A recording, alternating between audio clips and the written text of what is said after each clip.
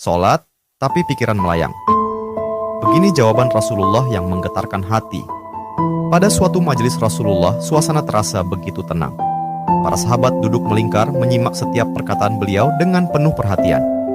Namun, di antara mereka, ada seorang sahabat yang tampak gelisah. Jemarinya saling menggenggam, matanya menunduk, dan napasnya terasa berat. Setelah beberapa saat ragu, ia akhirnya mengangkat wajah dan berkata dengan suara lirih, "Wahai Rasulullah, aku ingin bertanya, tetapi aku khawatir pertanyaanku ini akan membuatku semakin malu di hadapan Allah." Rasulullah pun tersenyum lembut, menatapnya penuh kasih sayang.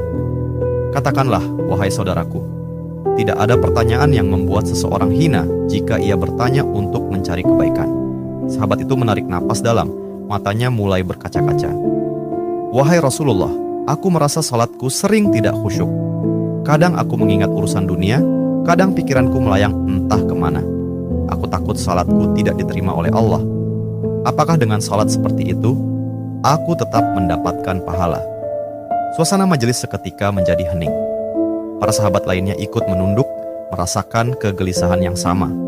Mereka tahu betapa beratnya pertanyaan itu. Namun, yang terjadi setelahnya benar-benar di luar dugaan. Rasulullah tidak langsung menjawab. Beliau menatap sahabat itu dengan penuh kelembutan. Lalu tiba-tiba air mata mulai membasahi pipi beliau. Para sahabat terkejut. Mereka jarang melihat Rasulullah menangis dalam situasi seperti ini.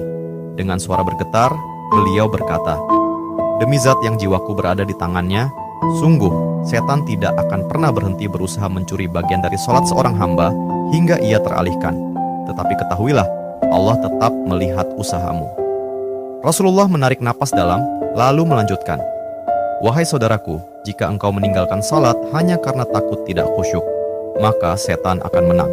Tetapi jika engkau tetap berusaha salat meski pikiranmu teralihkan, ketahuilah bahwa setiap kali engkau berusaha kembali kepada Allah dalam salatmu, saat itulah Allah menyambutmu." Mendengar itu, sahabat tersebut tak mampu menahan tangis.